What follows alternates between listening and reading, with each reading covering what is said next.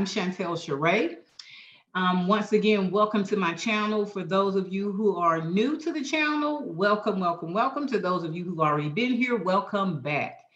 Today, we are going to talk a little bit about, well, not a little bit, but a lot about, when we talk about the healing journey, what does it entail? I know for me, the most difficult thing was learning how to take those first steps to my healing, recognizing that there were things in me that needed to be worked on, things in me that needed to be changed. And so many of us have that revelation. So many of us realize that, hey, I'm not happy with the course that I'm on in life. I'm not happy with the things that I've accomplished or have not yet accomplished at this phase of my life. I want to be better. I want to be free from all of the toxic negativity that I'm surrounded by, or that may even be self-inflicted by the way you think, the way you consciously or unconsciously speak about yourself or speak to yourself, down on yourself, think about yourself, because then you're attracting other people, other situations and circumstances that perpetuate that negativity. So for me, the how, it's always the how, and it's always the how for many of us. How do I get started? How do I do that? How do I know I need healing? And I'm not talking about physical healing for me, like from a physical ailment. I mean the inward wounding from my childhood traumas, from bad relationships, from neglecting myself, from even self-inflicted wounds. And what I mean by self-inflicted wounds are things that we do. And like I said, that could be your negative thinking, that could be your negative eating habits, that could be the company you keep, that could be perpetuating toxic behaviors, whether you adopted those behaviors from childhood or from bad relationships and interaction with people who encourage that type of behavior or not. How do we heal from that? How do we, when we talk about healing, we're talking about releasing that. We're no longer operating in that energy, no longer thinking in that energy, no longer even entertaining that energy. So that in our reality, better is always available. Better opportunities, better partnerships, better romantic relationships, better friendships. So how do we get there? Now, how do we get started? Let me start by saying this. The most important thing that you will ever encounter on your path to self-discovery, self-healing, self-love, all of that. We hear those terms all the time. But the most important thing you will discover is yourself. The most important thing you're going to discover is yourself. That could be the best of you and the worst of you. And I'm here to tell you it's going to be both of those. You have to discover the worst of you so that you can get to the best of you. But if you're going to take that journey to change, you got to be real with yourself. Like hands down, you got to be real. It's no cutting corners. It's no bullshitting, because ain't no system to bullshit when it's just you. You have to be real, like straight up real, hardcore real. You got to be willing to say, yeah, I'm messed up on, I'm not the best communicator, to I'm not necessarily receptive of criticism, to I don't handle it too well. You have to deal with those realities, and keeping it real is at the top of your list. That's how you start. Because you're going to have to make, for me, I made self-inventory, taking self-inventory a daily habit. And what I mean by taking self-inventory, I mean, I had to take a look at myself. Like, what did I give that day? What could I have done better that day? Where could I have improved that day? Whether that's on my job, whether that's with how I was treating myself, how I present myself to the world, all of that. What could I have done better?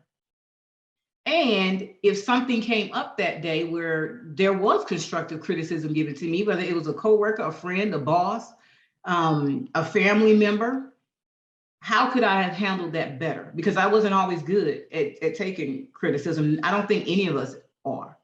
I think it's something that we learn, and you have to learn. There's no perfect person out there that's like, oh yeah, I take whatever you throw at me. You know, I'm good with it. You know, you get good with it, but you ain't just readily good with it. So for me, I understood, I had to come to the understanding that I had to be real with myself about myself. And that sometimes meant reevaluating some things that someone may have told me in the past. And here's the thing, once you take that journey and those things come up, there it's necessary that they come up because it is something that needs to be worked on, it's something that needs to change. So when you're talking about healing, you're talking about dealing with the worst of yourself, like I said, so that you can become the best version of yourself.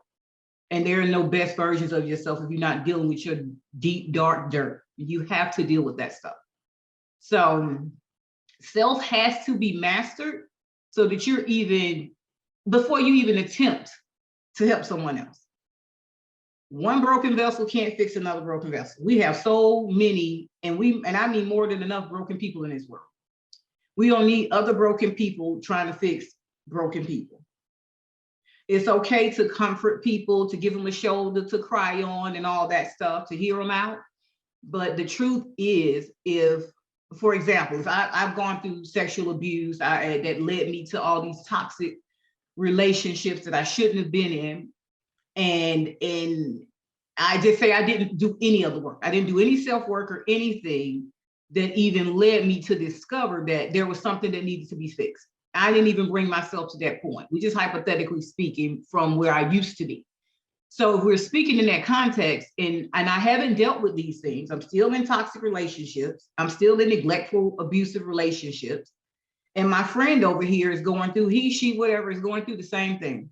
They calling me, crying on, I mean, like bawling because they're dealing with someone negative. They're dealing with somebody who's truly hurting them. And I see if the person is hurting them. But truth be told, what the hell can I offer them if I'm going through the same thing? We're going to cry on each other's shoulders. We're going to keep calling each other to cry and gripe about the person. But who's going to prompt who to change if neither one of us is even on that road? So that's what I mean by, if you don't master yourself, if you don't come to your own healing place, you can't give that person anything. They're broken, you're broken. We just helping each other cry, you know, until somebody or something enters the picture that says, it's time to heal, it's time to change. I can't keep going like this, which we all sometimes eventually come to that realization. So here's the thing. Like I said, keeping it real. I'm gonna give you 4 points, 4 takeaways. I'm gonna always try to give you something to take away from here. 4 takeaways on how to start to initiate the process to self-healing. And as I said, it starts with self-inventory. So how do we do the self-inventory? What are we looking at? What are we looking for? What are we taking inventory of? Easy, self. We're taking inventory of self. The way I think, the way I speak, the way I interact with people, my habits, what people know about me and what people don't. So point number 1, recognize my faults and my weaknesses. Recognize my faults and my weaknesses. What does that mean? If you're going to be real with yourself, about yourself, you have to recognize that, yeah, we say this all the time, but do we really recognize it and work on it? Nobody's perfect. I'm not perfect. Right, you're not perfect. So where can you work on not being perfect, being better, being your best self?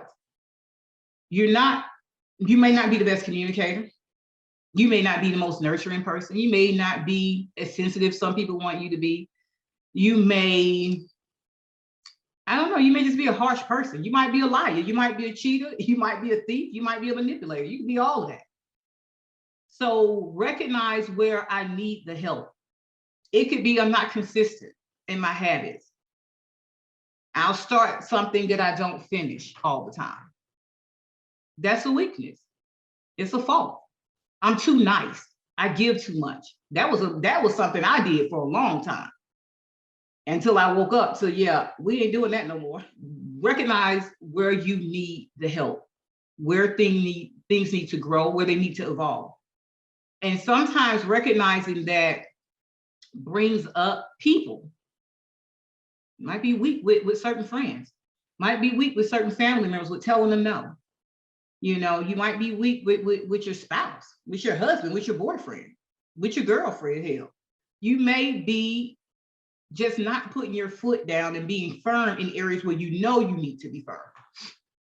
And like I said, consistency. seeing it through, toughing things out. But you have to sit down and say to yourself, okay, Chantel, this is where you got it wrong. Everybody can't be wrong. You know, some of us have things in our lives where families like, yeah, you ain't the easiest person to talk to.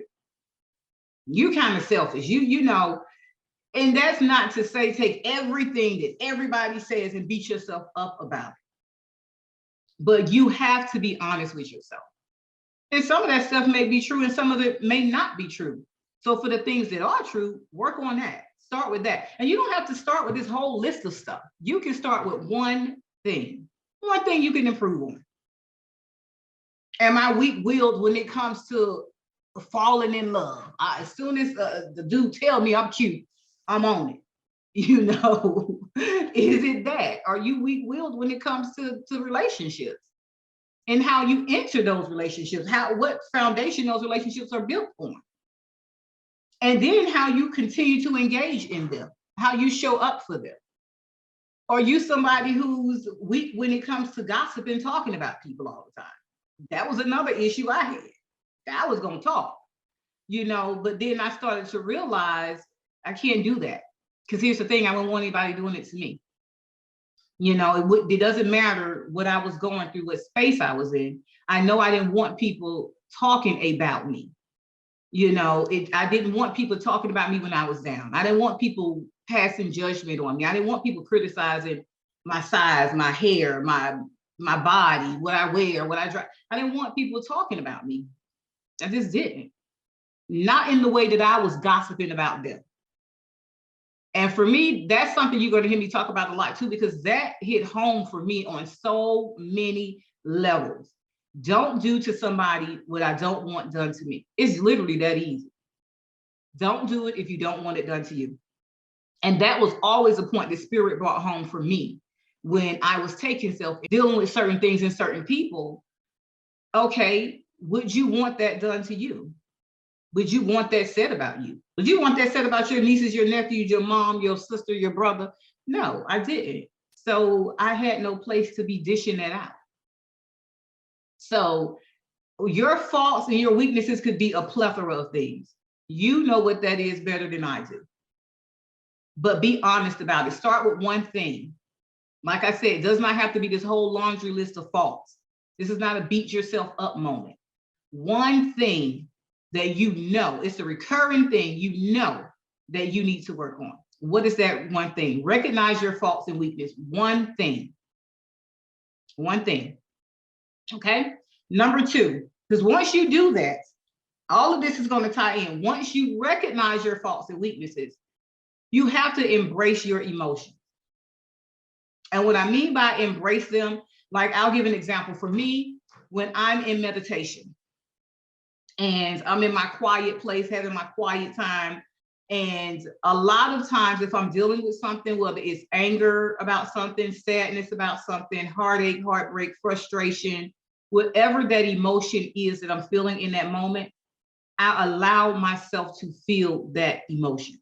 And I know you're going to hear there are plenty of people that will tell you this. Feel the emotion. Now, what I'm not saying is go on a tirade on your job and start cussing people out and acting crazy, because whatever consequence comes with that, it ain't on Chantel Sheree, it's on you, because that's not what I'm telling you to go do. What I'm saying is you, in your quiet space, in your alone time, in the time that you spend taking self-inventory, and this doesn't have to be, it could be prayer, it could be meditation, it could be a quiet time that you actually just, a staycation you decide to do and you pull away from the rest of the world to deal with yourself, to get quiet and alone with yourself so that you can allow those emotions to come up and let them come out. And then, you know, you can journal. You can do this in journaling. I've been journaling for years, and I'm telling you, it is a great release. It really, really aids in releasing a lot of emotions, ideas, and all that. So when I say embrace the emotion and I feel the emotion, I go into my quiet space and I go into meditation and I allow everything that I feel with that emotion. I allow it to be. I allow the sadness to be, whether if that's just crying it out or just sitting in that sadness for a minute, or for as long as you have to before you come to the release of it. If it's frustration and anger, about a certain situation, the outcome of a certain situation, or a certain someone that I'm dealing with. I allow the frustration and the anger to be there. I allow myself to sit in it. Now I said allow yourself to sit in it in that moment, because there is a point of release that's coming. But it's not okay to stay in that. It's not okay to exist in that energy. It's not okay to speak in that energy. It's not okay for your thoughts to manifest in that energy. It's not okay to be in that energy. I mean, your state of being, your consistent, constant state of being from day to day, moment to moment in your day, is harboring anger, harboring frustration, harboring sorrow and heartache. No, because then it festers and it sets up a steady place there. So what I'm saying is, in that moment, in your quiet time, embrace it. Allow it to be there. Allow it to be. Express how you feel about it, feel it, cry it out, do whatever the emotion you're feeling, let it be in that time, in that space, in that moment. Once you allow it to be, once you feel all the feels that come with it, the next thing you're going to do is what the next important step is, which is acknowledging with gratitude all of life's lessons that you have learned from that. So many times we experience adversity, we experience hardship, heartache, disappointments, and we want to get revenge. We want to run from it. We want to forget it ever happened. We just don't want to deal with it. It's a bone that we go bury, not realizing that it is going to come back up, because guess what? You didn't deal with it. You didn't heal from it. So you didn't solve the problem. So there is something or someone that is going to arise in your life that is going to bring that thing back up, and they're going to come carrying that same bone that you buried. Whether that's bitterness, sadness, whatever it is, they come in, because you have to learn the lesson from it. So acknowledge with gratitude all of life's lessons, from the heartache, from the disappointment, from the lack, from the loss.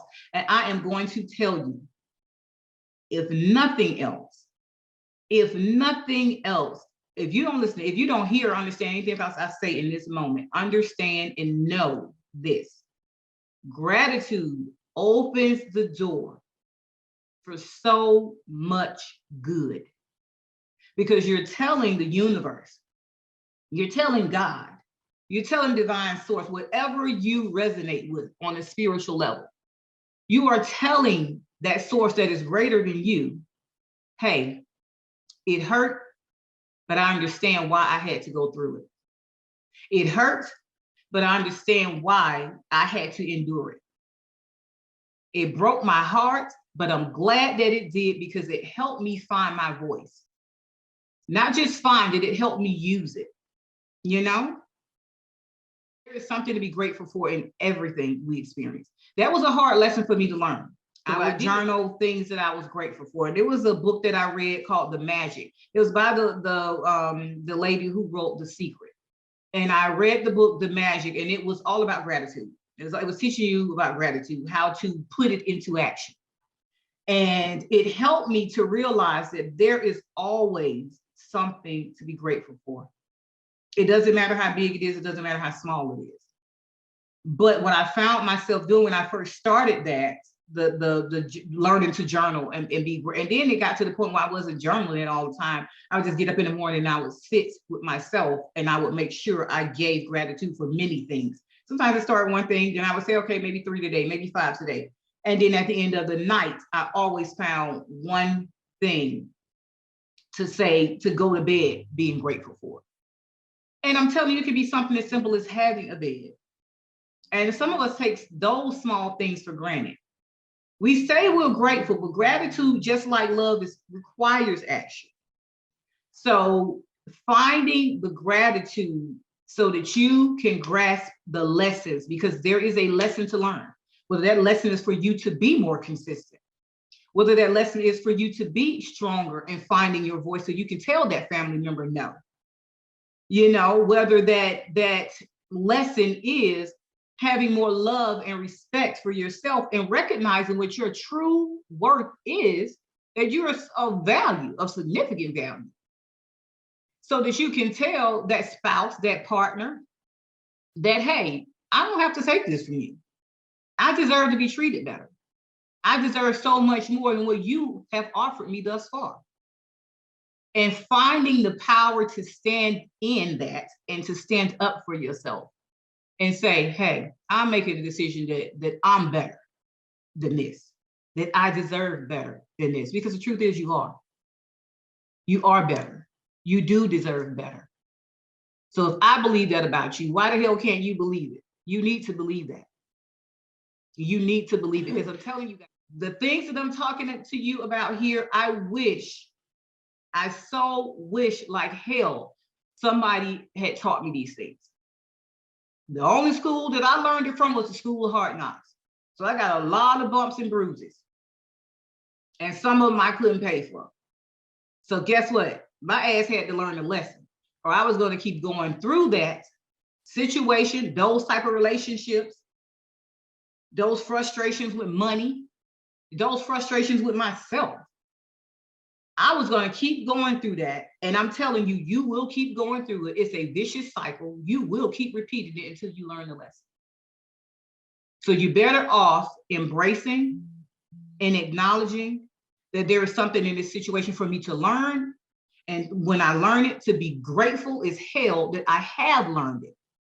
Because here's the thing, when we talk about our journey, whether that's your healing journey, your journey to self-discovery, that's even in business, in your relationships, in your marriage, your friendships, your partnerships.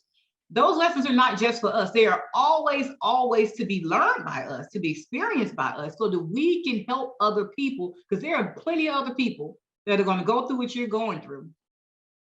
The details of the experience might not be exact, but they will damn sure be similar. So there are going to be people who need your help along the way, who need your guidance, who need your advice.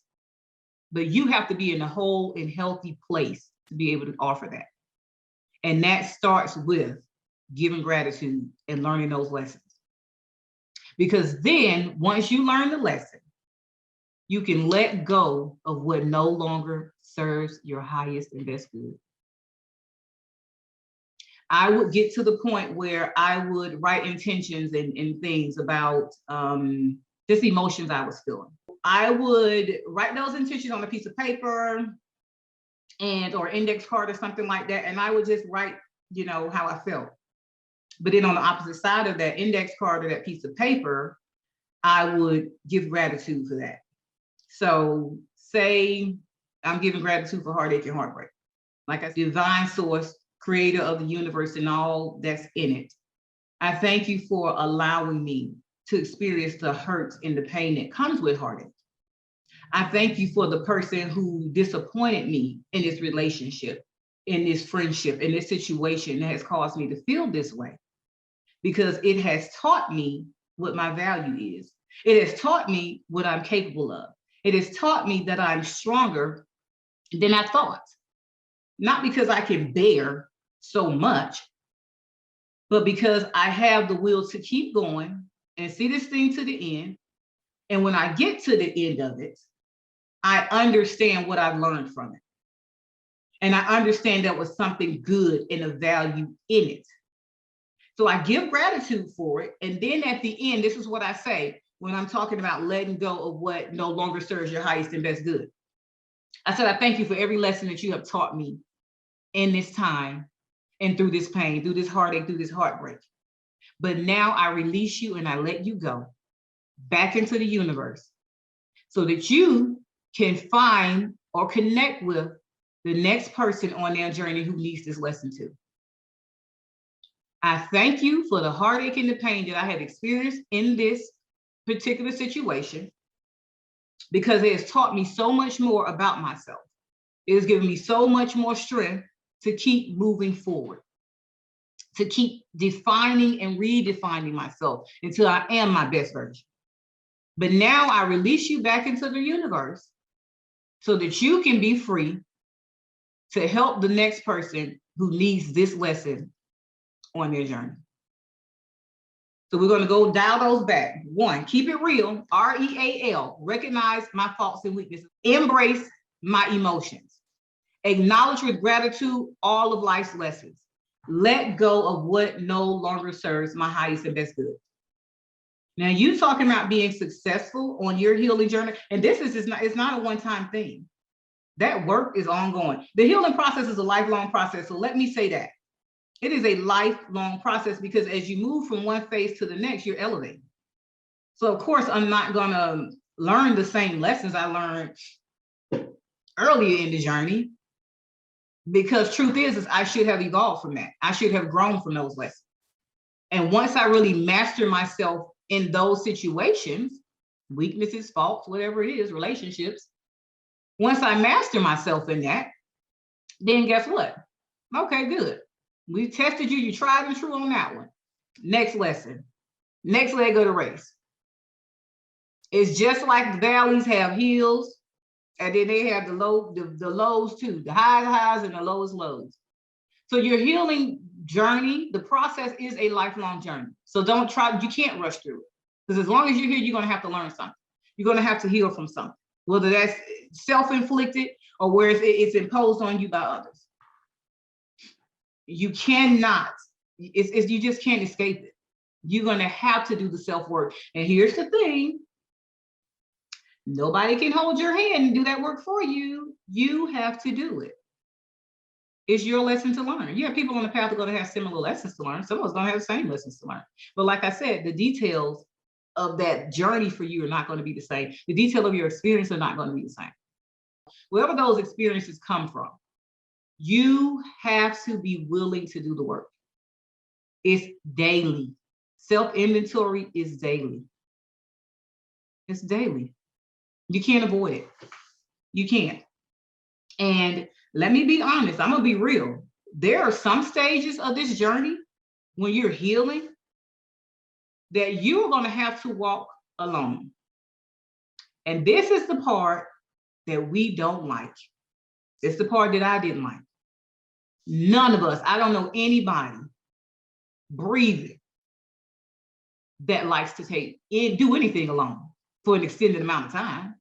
So that is one of the biggest parts of the journey that you can't avoid. There is going to come a season where you have to walk alone, and that walk alone is necessary. It is very necessary for you to realize your own strength, your own capability to carry yourself forward when there may not be anyone else to do it for you, to even help you. I've had so many seasons in my life like that. Not because I was a bad person, not because people didn't like me or I didn't have no damn friends. It was just that is the way the universe mapped that thing out. And a lot of times it's for you to enjoy you. What are we so afraid of? Why is it that anybody that's singular, or anything that's singular, alone or by yourself, or however you define that, is so frowned upon in our society? We live in a society where we always push couples, togetherness, camaraderie. That is A-okay. I ain't knocking that. But what I am saying is you have to find a balance in everything. Whether you're married or not, whether you got kids or not, whether you work your own business or you work somebody else's business. You have to find balance in everything. It is never good for somebody to always be up under somebody else. It is never good for somebody to feel like they are defined by others. It is never good for anybody to believe that they need validation from others to be. You do not need to be with someone to be someone. I'm going to say that again. You do not need to be with someone to be someone. You don't. You can be great on your own and still have people that celebrate you and still have people you celebrate with. We have to be mindful that we don't become codependent. That's what I'm getting at. It's okay. I'm all for friends and groups and camaraderie and couples and love and all that stuff. But we have to be mindful that we are not becoming codependent. And another thing about this is when you take that self-inventory, you see in yourself, well, hell, am I codependent? You know, so you want to be independent, fiercely independent, but understand the balance in when I need to come together with others and when I don't. So that's what I'm getting at. So we're going to run that back. Recognize my faults and weaknesses, embrace my emotions, acknowledge with gratitude all of life's lessons, and let go of what no longer serves my highest good. Do not be afraid to take your journey. You deserve it. You owe it to yourself to be your best self. Your transformation warrants no explanation. You don't owe anybody an explanation for why you want to be better. You don't need to run it by your mama, your sister, your brother, your daddy, your man, your woman. You don't need somebody else you don't need to explain why you want to change for the better. When you do it for yourself, anything that you do for yourself is good. Because if you do better for yourself and you do the best for yourself, then you have something good to give other people. If you're not doing right by yourself, you're not going to do nothing for me. And like I said, taking that self-inventory is imperative. You have to be real about where you are and who you are. Because here's the thing. If you are not being real with yourself, guess who else you being real with? I'm going to tell you who else you being real with. No damn body. There's no way. And a lot of times your best self, it don't have nothing to do with your outward appearance. But sometimes it has everything to do with your attitude, with your innermost self.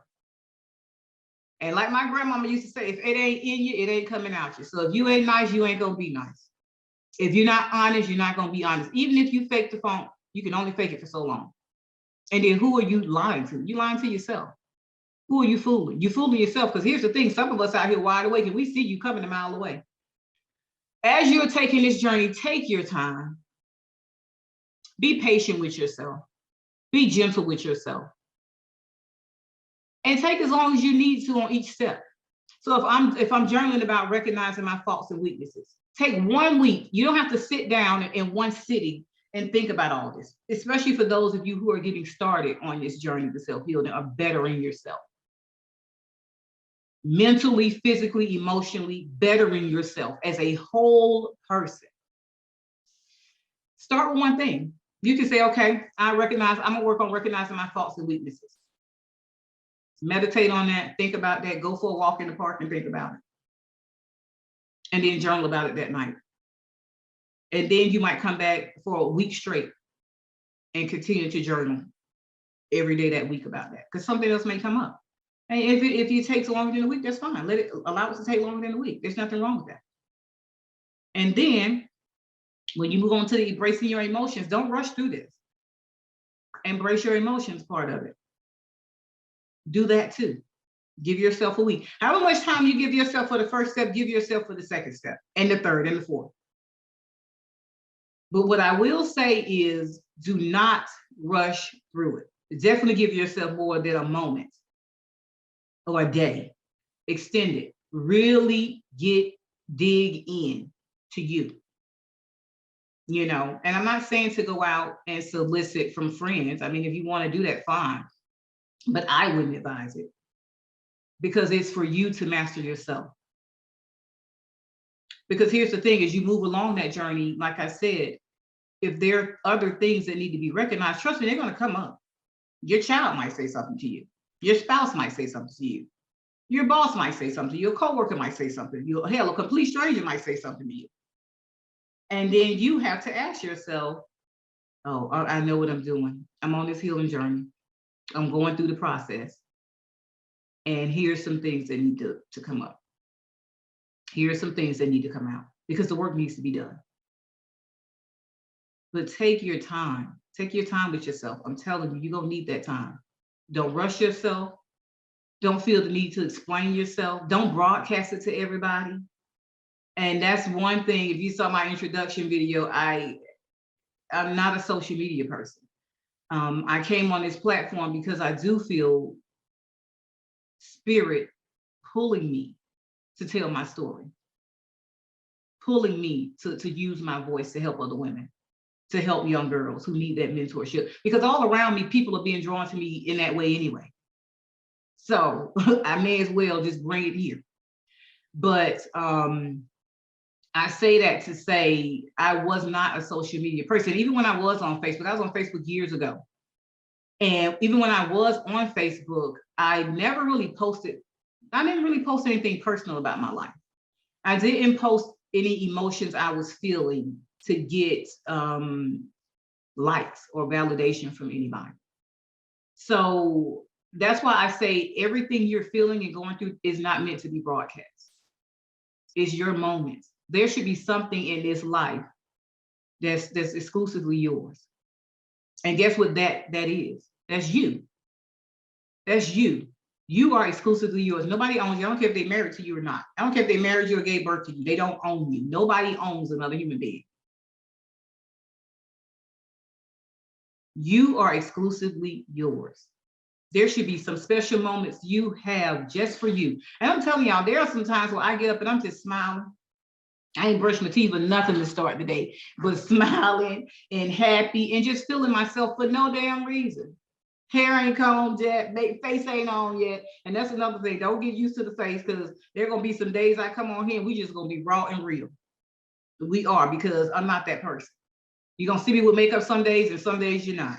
And I'm going to be okay with that. So I'm going to ask you to get used to being okay with it too. Because that's the reality of my reality. I don't wake up with makeup on. And I literally don't even wear it a lot. But just wake up and enjoy yourself. There were times when I would get up, I would get cute, and I mean hella cute. Flat eye my little hair out, girl. I ain't beat my face or nothing. But flat eye my little hair, put on something cute, something sexy sometimes.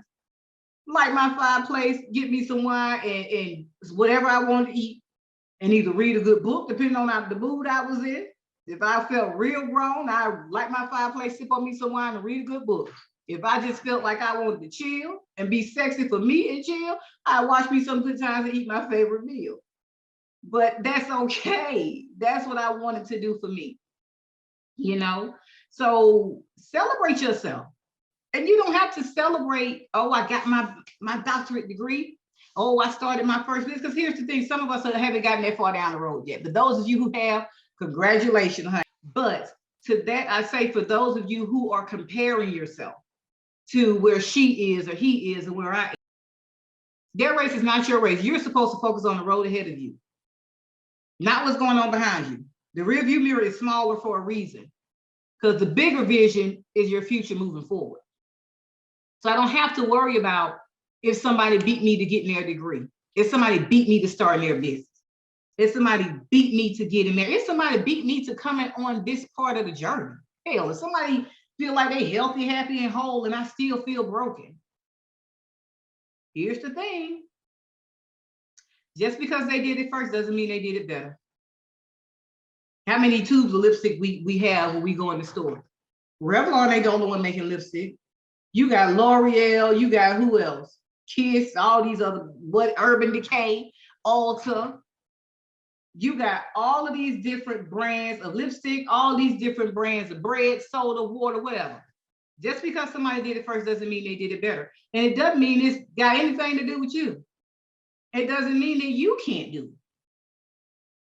Focus on your own path. So as you take this journey, be honest with yourself. Brutally honest with yourself. Be patient with yourself. Be kind to yourself and love yourself. Find the smallest reason to celebrate yourself. If you go to work and you didn't go off on nobody, that chick or that dude or that boss or who, that customer that pisses you off every time they show up, every time they call in, celebrate that. Celebrate it. If you were more patient with somebody than you've ever been with them, celebrate that. It's a win. It's a win. There's always something to give gratitude for. There's always a reason to celebrate yourself.